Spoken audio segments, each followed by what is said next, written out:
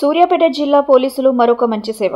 ప్రజలు పోగొట్టుకున్న మొబైల్ ఫోన్లను గుర్తించి తిరిగి అందజేసిన పోలీసులు. సూర్యాపేట జిల్లా పోలీసు కార్యాలయంలో ఏర్పాటు చేసిన మొబైల్ రికవరీ మేళాలో జిల్లా ఎస్పీ నరసింహ మొత్తం 101 మొబైల్ ఫోన్లను బాధితులకు స్వయంగా అందజేశారు. సుమారు 20 లక్షల రూపాయల విలువైన ఈ ఫోన్లను తిరిగి యజమానుల చేతికి చేరేలా చేసిన పోలీసు బృందానికి ప్రజలు కృతజ్ఞతలు తెలిపారు. ఈ సందర్భంగా ఎస్పీ నరసింహ మాట్లాడుతూ, ఈ ఏడాది ఇది 7వ దఫా మొబైల్ రికవరీ మేళా అని, సైబర్ వారియర్స్ కష్టపడి చేసిన శ్రమ ఫలితంగానే ఈ విజయాన్ని సాధించగలిగామని తెలిపారు. ఎవరి మొబైల్ దొంగలించబడినా లేదా పోయినా వెంటనే CEIR పోర్టల్లో నమోదు చేసుకోవాలని, అలాగే మీ సేవ ద్వారా కూడా ఫిర్యాదు చేయాలని ప్రజలకు సూచించారు. పోలీసులు ఈ చొరవ సూర్యాపేట జిల్లాలో ప్రశంసలు పొందుతోంది. ఇది 1 year బ్యాక్ పోయింది ఎగ్జాక్ట్లీ. లైక్ అసలు నమ్మకం లేదు. ఇచ్చినప్పుడు కంప్లైంట్ ఇచ్చినప్పుడు వస్తుందా రాదా అని ఒక్కసారి నేను కాంటాక్ట్ అయ్యాను పోలీస్ స్టేషన్కి. వాళ్ళే ఫాలోఅప్ చేస్తున్నారు.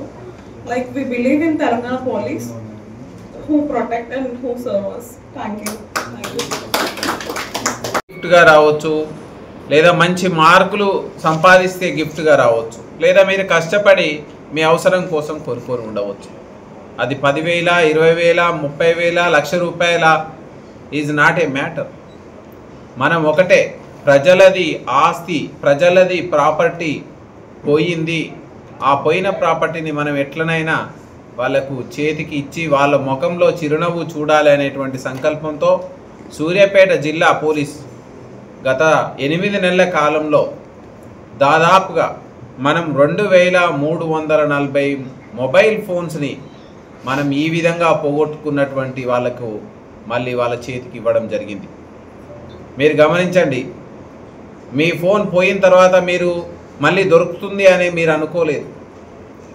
CEIRలో నమోదు చేసుకున్న తర్వాత పోలీస్ దాన్ని ట్రాక్ చేసి, అది నేరస్తుల చేతిలో ఉన్నా, ఎవరైనా తెలియక కొనుక్కున్నా వాళ్ళందరితోటి కోఆర్డినేట్ చేసి మనం ఎంతో కష్టపడి రిజిస్టర్ పోస్ట్ ద్వారా, కొరియర్ ద్వారా మళ్ళీ సూర్యాపేటకు తెప్పించి మీ అందరితో మాట్లాడాలనేటువంటి ఉద్దేశంతో ఈరోజు ఈ కార్యక్రమం మీడియా మిత్రుల సమక్షంలో పెట్టడం జరుగుతుంది. మీరందరూ గమనించండి, పోలీస్ ఎప్పుడూ కూడా ప్రజల రక్షణ కోసం, ప్రజల ఆస్తుల రక్షణ కోసం, ప్రజల ప్రాణాల రక్షణ కోసం ఎప్పుడు కూడా కృషి చేస్తుంది అనడంలో సందేహం లేదు.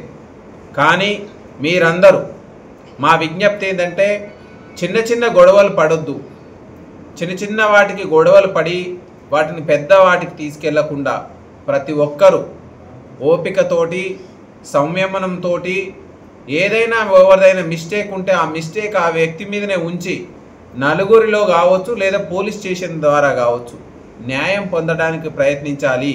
కానీ మన దగ్గర డబ్బు ఉందని, మన దగ్గర బలం ఉందని మీరు కొట్లాటలకు పోయి, తగువలకు పోయి పెద్ద కేసుల్లో ఇరికినట్లయితే జీవితం మొత్తం నాశనం అవుతుంది.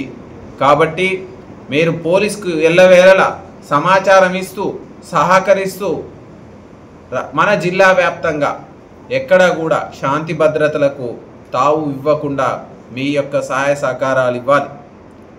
ఇంతేకాదు, ఇప్పుడు రోడ్డు ప్రమాదాలు ఎక్కువ అవుతున్నాయి, మనకు హైవేస్ ఉన్నాయి. దయచేసి అందరూ కూడా వెహికల్స్ మీద, అది 2 వీలర్ కావచ్చు, 4 వీలర్ కావచ్చు, మీరు ప్రికాషన్స్ తీసుకోండి. హెల్మెట్స్ ధరించండి. ఖచ్చితంగా 2 వీలర్ మీద ఇద్దరికంటే ఎక్కువ ఎక్కొద్దు. ఇద్దరు కూడా హెల్మెట్ ధరించాలి. ఎందుకంటే ప్రాణం చాలా విలువైనది. ఒక్కసారి కాలు ఇరిగితేనో, చెయ్యి ఇరిగితేనో, మెదడుకు దెబ్బ తాకితేనో మళ్ళీ మనం పూర్వ పరిస్థితికి రాలేము. దయచేసి మీ పిల్లలకు, మీ బంధువులకు, మీ చుట్టుపక్కల వాళ్ళకు చెప్పండి. రెండవది, గాంజా. ఈరోజు యువత గ్రామాలలో గాంజాకు బానిస అవుతున్నారు. వాళ్ళు తేలికగా దొరుకుతుంది మత్తు పదార్థం అనుకుంటున్నారు. కానీ గాంజా అనేది ఒక మనిషి జీవిత కాలాన్ని సగానికి సగం పైగా వాళ్ళని తగ్గిస్తుంది. 100 సంవత్సరాల జీవిత కాలం ఉన్నటువంటి వ్యక్తికి, గాంజా తీసుకున్న వ్యక్తికి 30-35 సంవత్సరాలకు మించి బతకడు. మనం మద్యం కానీ, గాంజా కానీ వీటిని స్వయం నియంత్రణలో ఉంచుకోవాల్సినటువంటి అవసరం ఉంది. మీ పిల్లలు కావచ్చు, మీ యొక్క బంధువులు కావచ్చు, మీ చుట్టుపక్కల కావచ్చు, మీరు వాళ్ళకు ఉద్బోధ చేయండి, వాళ్ళకి అవేర్నెస్ చేయండి. చేసి మీరు యువతని గాంజా వైపు పోకుండా మీరు కూడా పోలీసుగా యూనిఫామ్ లేని పోలీసుగా మీరు కూడా కృషి చేయండి.